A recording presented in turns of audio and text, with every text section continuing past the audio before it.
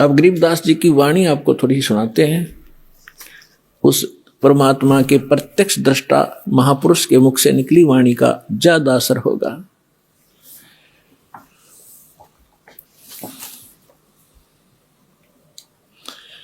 क्या कहते हैं? पंजा दस्त कबीर का सिर पर रखो हंस, यम किंकर चंपे नहीं तुम्हारा उधर जाएगा वंश। पंजा, पंजा दस्त माने हाथ का। कबीर परमेश्वर के हाथ का पंजा अपने सिर पर बनाए रखना। आपके निकट यम के दूत नहीं आ सकते, काल के दूत आपके निकट नहीं आ सकते।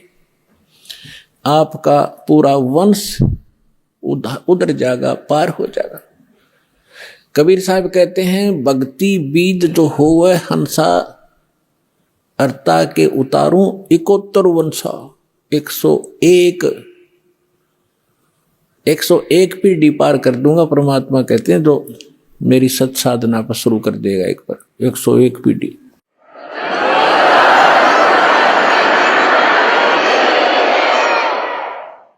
दर्द बंद दरवेश है सतगुरु पुरुष कबीर। हमारे लिए जो दुखी होने वाला है, और दरवेश माने साधु रूप में जो आते हैं, वो परमात्मा ही थे, जिन महापुरुषों को जिंदा महात्मा के रूप में मिले। कहते हैं वो दर्द बंद दरवेश हैं सतगुरु पुरुष कबीर।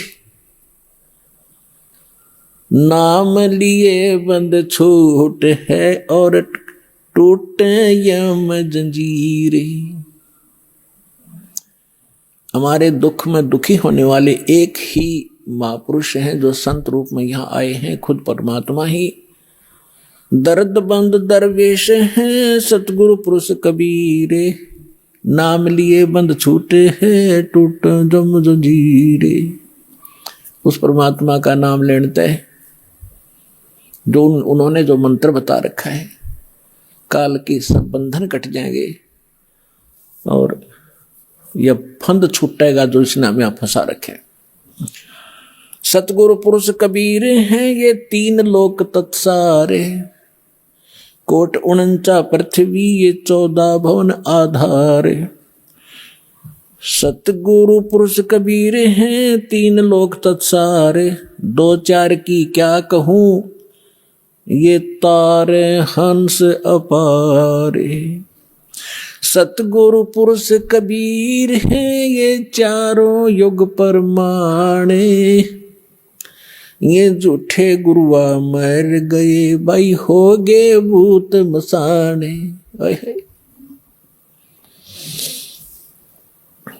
झूठे गुरु के आश्रय कदे न उधर जीवे, सच्चा पुरुष कबीर है आद परम गुरु पीवे।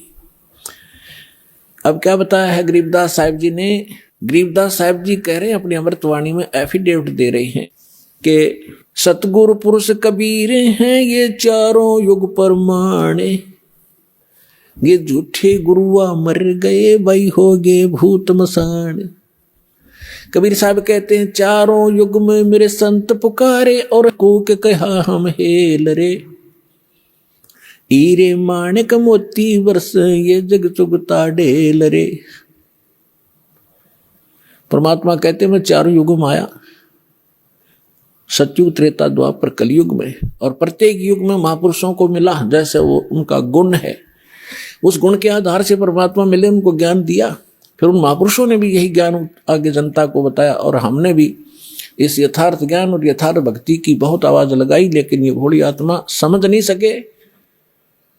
ये यथार्थ भक्ति और यथार्थ ज्ञान, यथार्थ साधना रूपी हम हीरे मोती लाल आपके सामने बखेर रहे हैं।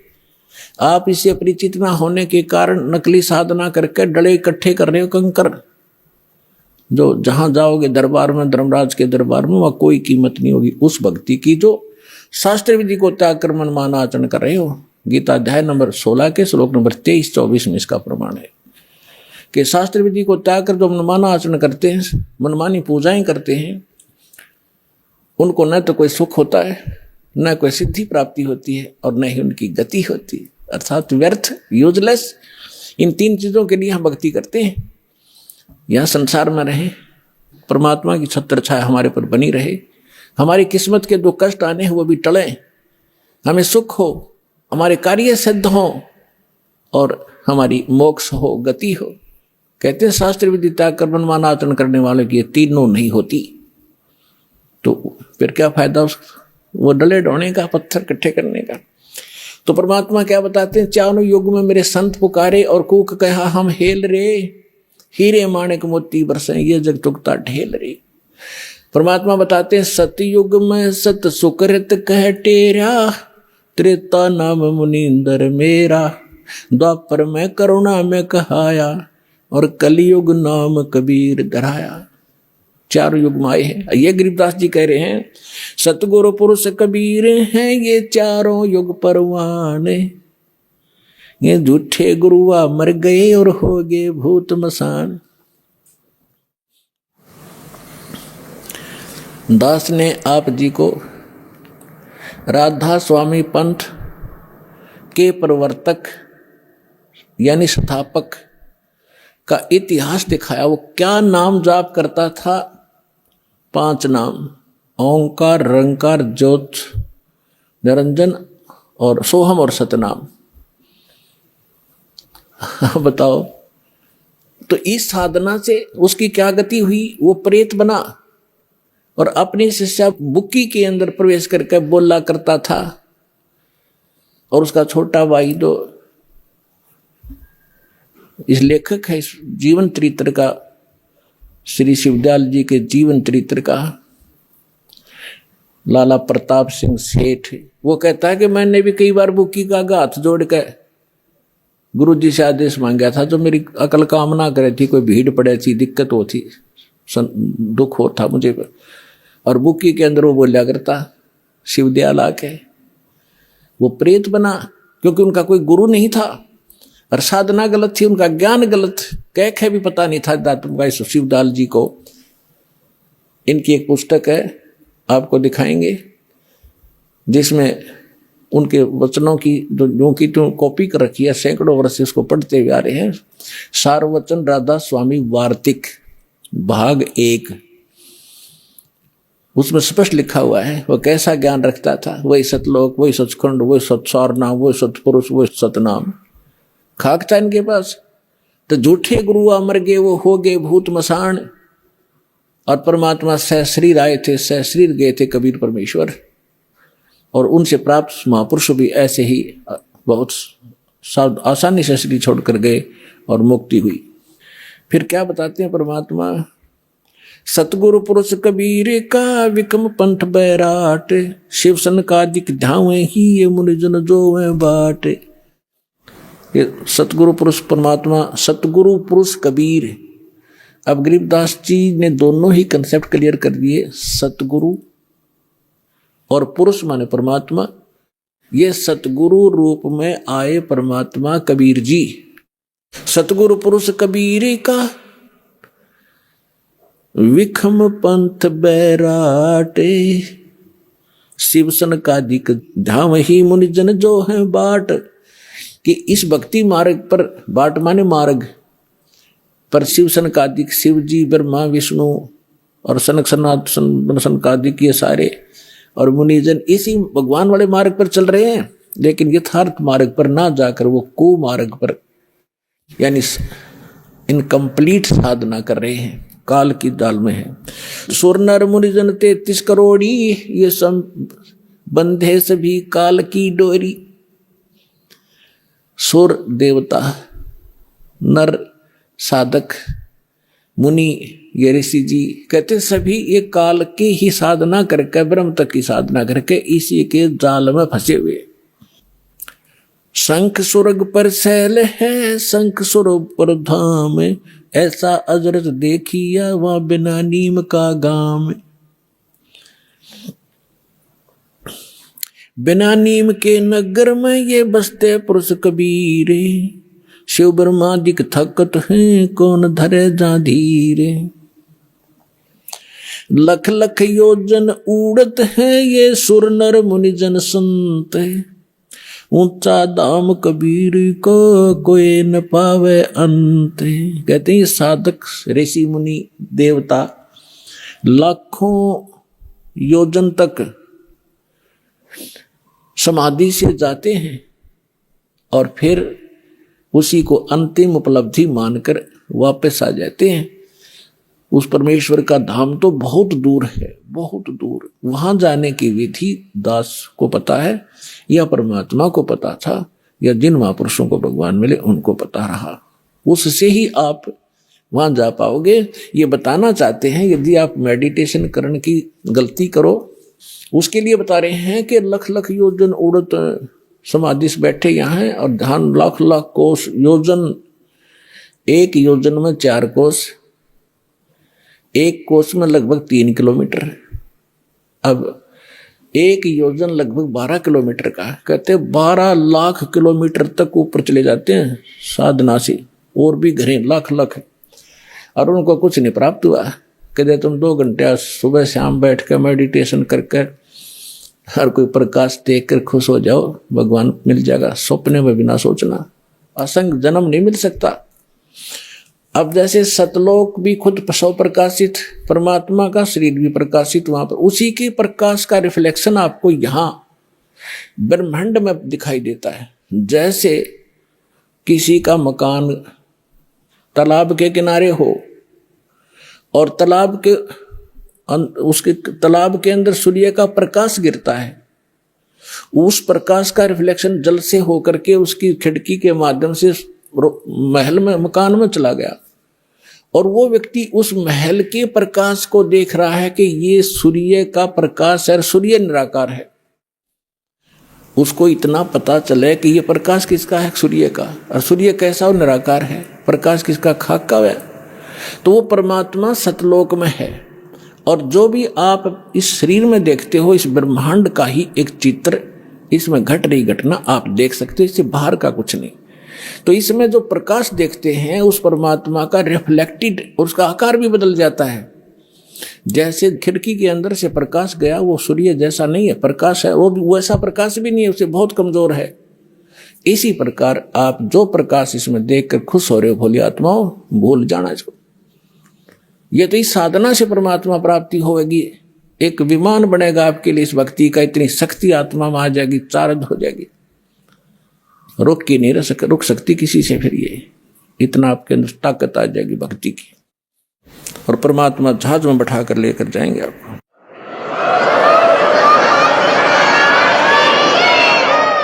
अब जो भक्ति की शक्ति है वो आपको डगमग नहीं होने देगी, यहां नहीं रहने देगी, जहाज में टके रहोगे तुम। एक भगत बता रहा था कि मैंने एक बार स्वप्न देखा जैसे मैं दादू जी के जहाज में बैठकर जा रहा हूं, क्योंकि हम असंख्य दिनों से भटक रहे हैं, महापुरुषों के संग कभी ना कभी हमने किया ही है। तो मैं जब जहाज हमारी गांव के ऊपर से जाने लगा, जहां मैं खेला कूदा करता था, वो जंगल दिखाई दिया जहां मैं घूमा करता था। मैंने ऐसे कहा कि भाई यहाँ घूमना चाहिए, देख कितना अच्छा जगह, मैं ऐसे घूमा। वो मन में आस्था रह गई, पटक दिया नीचे आकर दही। और भगत कहने लगे जी एक भगत गिर गया, तो दादू जी कहते सुने भाई फिर देखेंगे, इसने जान दे, इसकी आस्था रहेगी यहाँ पर। तो उस बात से भी ये प्रमाणित होता है कि ये भक्ति आपको उस जहाज में या शक्ति डाटी नहीं डटेगी, आपको टिका कर रखेगी, यहाँ से आस्था हटेगी और उसमें सहयोग मिलेगा भक्ति का। नहीं तो जीव के बस का नहीं, यहाँ से मोह हटा ले या कोई और क्रिया कर ले। भगवान की भक्ति की शक्ति आपके मन को ऐसा सचिर करेगी, आत्मा को, या मन के साथ नहीं डगेगी, मन ही डिगा कर ले जाता है, या मन से भारी बन जाएगी। अब मन से हल्की बन गया, क्योंकि भक्तिहीन हो चुके हैं हम, अपने सारे पुण्य नाश कर चुके हैं। अब आपको नए सिरे से चार्ज किया जा रहा है, 5 यज्ञ कराई जा रही है। यहाँ पर जो प्रोसेस है भक्ति का कंप्लीट यहाँ से अब शुरू हो रहा है, और ये कभी चौथे युग में, कलयुग में आपको ये प्राप्त हुआ था, क्योंकि आप गए नहीं, वापस रह गए। 84 लाख योनि के दुख भी भोग दिए, फिर भी आस्था मन में रहेगी आपके। तो अब फिर चूक गए, फिर न जाने असंख्य जन्मों के बाद ये दाव लगेगा जो बिचली पीढ़ी का अब लगा है आपका। मनुष्य जीवन, भक्ति में आस्था, और ये दास मिल गया सतगुरु रूप में, और भगवान की भक्ति सही मिल गया आपको। ये सारे नंबर असंख्यों जन्मों के बाद आपका दाव लग गया है, ये आम बात मत समझना। और ये ज्ञान कोई डूम बाट के बताए गीत नहीं है, ये समर्थ का दिया हुआ ज्ञान दास आपको आगे टेलीकास्ट कर रहा हूं, मेरा इसमें कोई रोल नहीं है। एक टेप रिकॉर्डर समझ लो, परमात्मा का ज्ञान एज इट इज महापुरुषों की वाणी रिकॉर्ड की आपको सुना रहा हूं, अपनी तरफ से कुछ नहीं मिला रहा हूं।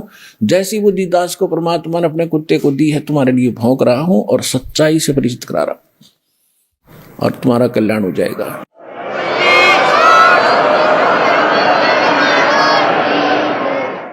और इसको दृढ़ता से मान लेना, दास जो वचन कहे उसको फाइनल समझ लेना, इसमें अग्रम अग्रम नहीं रखना, तभी आप सफल हो पाओगे।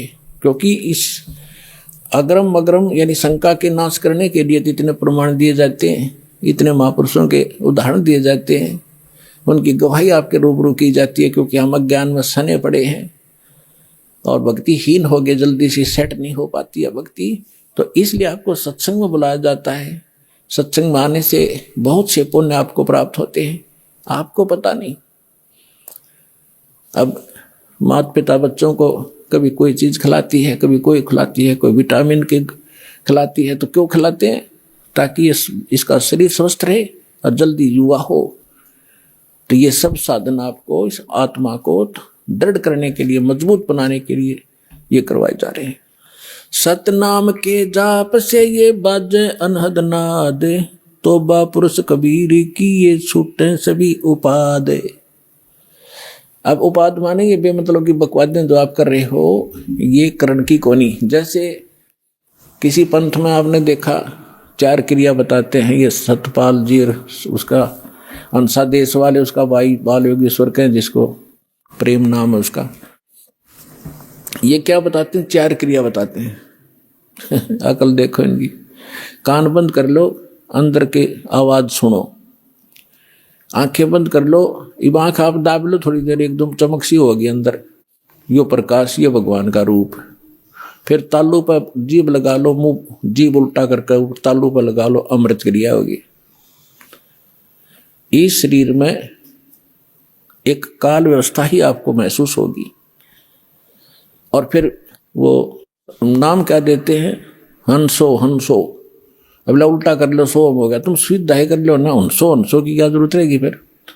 और फिर उसके 2 भाग कर लो, सो बाहर हम अंदर। मोटरसाइकिल में बीच तक तोड़ो और 2 भाग कर लो, इसको इधर चलाओ, इसको इधर। और जिन महापुरुषों को भगवान मिले उन्होंने क्या क्या बताया? ये 2 अक्षर का मंत्र है, अरे सोम समझ के देने के अधिकारी भी नहीं है। वेद में लिखा है, ऋग्वेद मंडल नंबर 9 सूक्त 95 के मंत्र 1 में लिखा है कि परमात्मा जब 2 में भी लिखा है, 1 2 में दोनों में, परमात्मा स्वयं आते हैं, कवि की तरह आचरण करते हैं, अपने मुख कमल से वाणी बोलते हैं, और वो यानी एक विशेष गूढ़ मंत्रों का आविष्कार करते हैं। अच्छा ज्ञान जो सही गूढ़ मंत्रों को बताते हैं, आविष्कार करते हैं, यानी नए ढंग से बताते हैं जो पहले ना हो। और परमात्मा भी कहते हैं, सो हम शब्द हम जग में लाए, सार शब्द हम गुप्त छुपाए। ये जो सोहम मंत्र है हम लाए हैं, किसी शास्त्र में सोहम नहीं है। हंसो को उल्टा करने का क्या, तो कोई हंस तो जीव होता है और सोहम मंत्र है। गरीबदास ने लिखा है, दम सुदम को सोहद ले, ओ हम सो हम सारे, उल्टा गोता मारिए परले पार दीदारे। दम सुदम, दम श्वास, उस श्वास को सोध ले, और ये 2 अक्षर का मंत्र जो दास ने भी बोला है, ये है वो सार मंत्र। नानक साहिब जी की भाई बाला वाली जन्म साखी में आपको बहुत बार दिखा है, नानक साहब ये जाप करते थे। धर्मदास जी के विषय में आपको बता दिया, 2 अक्षर का मंत्र सतनाम, वही परमात्मा ने उनको दिया था। दादू साहेब जी को परमात्मा मिले, उनको यही नाम दिया था। नामदेव जी को परमात्मा मिले, उनको यही नाम दिया था। नामा छिपा ओम तारी, पीछे सो हम भेद विचारी। सार शब्द पाया जद लोई, आवागमन बहुर ना हुई। अकेले सतनाम से भी पार नहीं होगा, 2 अक्षर के मंत्र से भी। ये सार नाम जरूरी है। जैसे हम हैंडपंप लगाते हैं, हमारा उद्देश्य जल प्राप्ति करना है, और जल प्राप्ति के लिए जो साधन है बोकी और पाइप, ये हमारे पूज्य नहीं है, ये इंस्ट्रूमेंट है उस जल को पाने के लिए। परमात्मा प्राप्ति के लिए ये मंत्र जो हैं, ये हमारे पूज्य नहीं है, ये हमारे इंस्ट्रूमेंट हैं। ये मंत्र उस परमात्मा को पाने के लिए। तो हम श्वास उश्वास से इनकी बोकी लावांगे, और बोकी का काम है जहां जल है वहां तक पाइप पहुंचा दी। जल नहीं मिला, पहुंच गई अवश्य, लेकिन उसके बाद फिर हैंडपंप नारी मशीन लगानी पड़ती है, और उसकी भी क्रिया करनी पड़ती है, तब वो जल निकलेगा। तो सतनाम तो समझ लो बोकी और पाइप है, और सारनाम वो हैंडपंप है मशीन ऊपर की, और फिर उसकी क्रिया करेंगे जब वो जो वस्तु निकलेगी वो है जो हमारा उपास्य है। तो इस मंत्र सतनाम आपको मिल गया, सारनाम मिला नहीं तो भी पार नहीं हो पाओगे। लेकिन बात बहुत लवा लागी, इस सतनाम लेकर भी आपकी मृत्यु होगी, डरना नहीं किसी कारण से। और मृत्यु जब होगी आपका, क्योंकि आप दृढ़ नहीं हो पाते। प्रथम बार भगवान सुना, प्रथम बार ये ज्ञान सुना, प्रथम बार ये नाम सुना, हम तो उसमें रंग रहे हरे कृष्ण हरे राम राधे श्याम जय गणेश देव, हमने वो अच्छे लगते हैं। और इस मंत्र को प्राप्त होकर भी हमारी आत्मा दृढ़ नहीं होती, और जब तक आप हर तरह से दृढ़ नहीं होगे तो नाम खंडित बन जाता है, और उसमें काल का दाव लग सकता है, जिसमें आपका नाम खंडित हो और आपकी मृत्यु का संयोग सद गया हो। अगर नाम सही है तो आपका जीवन एक्सटेंड करेगा, मृत्यु नहीं होगी। फिर भी सतनाम प्राप्त प्राणी ने खूब जाप कर लिया, मृत्यु होगी तुरंत मनुष्य जीवन मिलेगा, और 2-3 वर्ष के बाद उसको यही नाम बचपन से शुरू होगा, और सार नाम मिलेगा, पार हो जाएगा। असंग जन्म हो गया अपना भटकता ने अपने आत्मा। सौभाग्य उन प्राणियों का जो अपने केवल रोग के लिए ही यहाँ आते कटवाने के लिए। अब रोग तो भगवान के आगे कुछ है ही वस्तु नहीं, 2 मिनट में ठीक करें। ये सारे संसार के रचनहार 1 मिनट में, जब गोरखनाथ जैसे मुर्दे जिंदा कर सकते हैं, ये क्या नहीं कर सकता? एक सोचने की बात है। ये समझ सकती है, 1 सेकंड में सब कुछ कर सकता है, लेकिन हमारा विश्वास दृढ़ नहीं होता। फिर भी जैसे यहाँ नाम लिया, आपको भक्तों से सुनते हो, मुझे ये लाभ हुआ, मुझे ये लाभ हुआ, मुझे ये ठीक हो गया, तो उस आत्मा का दृढ़ विश्वास होता है जो केवल रोग निवारण के लिए आए हैं, संकट निवारण के लिए। उन्होंने मंत्र लिया और उसका खूब जाप करेंगे। यहां से जाते ही क्या होगा, काल के दूत चारों तरफ से भेज दिए जाएंगे। वहां क्या रखा है, चल तुझे वहां झाड़ा लगवाते हैं, वहां क्या रखा है, वो बड़े संत वहां ले चलते हैं। तो पुण्यात्माओं, इस कारण से वो नाम खंडित होने से वो मृत्यु को प्राप्त हो जाता है जो यहां आया था, नाम खंडित होने से। अब फिर भी उसको इतना लाभ मिलेगा, क्योंकि वहां तो लाभ होना नहीं था, वो तो नाश कर दिया, उसके भक्ति बदनाश कर दी, और आगे कुछ मिलना ही नहीं था, वहां धक्के खा ही रहे थे हम। फिर भी उस प्राणी को इतना लाभ होगा, उसको तो मालूम नहीं ना, उसके साथ आने वालों को इतना ज्ञान, वो भी नहीं सोचेंगे यूं मर गया हम जावा को नहीं, वहां पर इसकी मृत्यु होगी, लेकिन वो ना आओ, लेकिन उसके लिए कल्याण हो गया उसका। उसने नाम ले लिया, मृत्यु होगी, या मृत्यु तो वो एक्सीडेंट में हो जाए जब के कर ले, तो तुरंत मनुष्य जीवन मिलेगा उस प्राणी को जो पहला मंत्र भी प्राप्त कर लिया, और 10-20 मंत्र भी उसने जाप कर लिए, मनुष्य जीवन गारंटीड है। और मनुष्य जीवन मिल गया तो फिर यहाँ आएगा, भक्ति बीज बू गया उसके अंदर, और उस अगले जन्म में पार हो जाएगा। ये तो असंग जन्म हो गए, मरते और जन्म त्यान है। तो पुण्यात्माओं, दृढ़ रहोगे तो रोग भी कटेगा, ऐसा जीवन में मोक्ष होगा। और कारण यह है कि अभी हमारी संख्या कम है, काल से प्रेरित, अज्ञान से प्रेरित जनता घनी है, वो आपके नामों को खंडित करवाए बिना छोड़ती नहीं। लेकिन फिर भी दास की कोशिश है कि ज्ञान इतना दृढ़ कर दूं आपको कि डगमग ना हो सको, तो जल्दी काम बन जाएगा।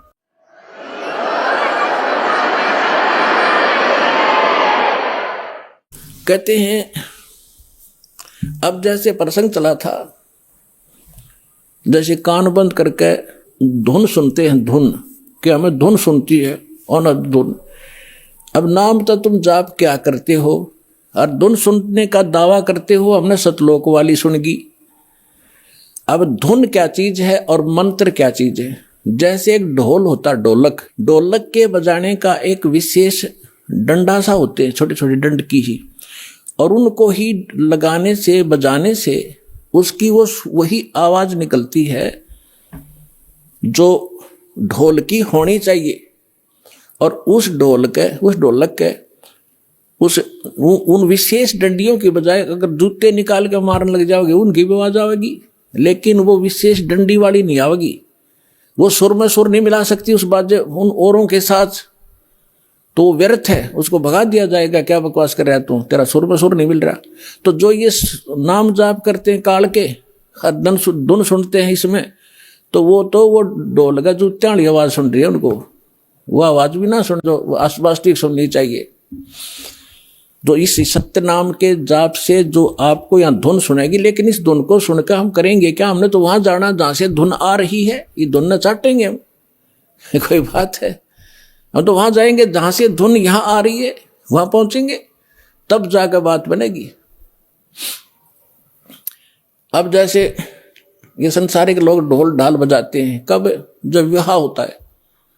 अब हम गांव के बाहर बैठ के ढोल सुने जाकर, ढोल सुने भाई, तो क्या वहां लड्डू जलेबी मिल जाएंगी? लड्डू जलेबी तो वहां मिलेगी जहां वो ढोल बज रहा है, वहां जाना पड़ेगा। तो इस प्रकार हमने सतलोक जाना पड़ेगा, वहां सब सुख प्राप्त होंगे। इस धुन से कोई लाभ नहीं, बजो सुनो ना सुनो, आपको जो मंत्र दे दिया इसे अपने आप वो बज रही है, अपने आप सुर खुलते चले जाएंगे। इसमें असंख्य धुनें हो रही हैं शरीर के अंदर, वो धुन न्यारी है इनसे।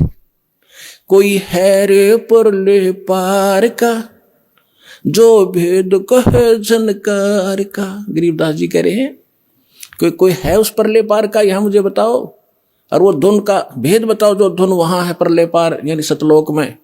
ये नकली धुनें हैं, यहां पर जो तुम सुन रहे हो ये धुन वो नहीं है। गरीबदास जी क्या कहते हैं? कोई है रे परले पार का जो भेद कहे झनकार का, कोई है रे परले पार का।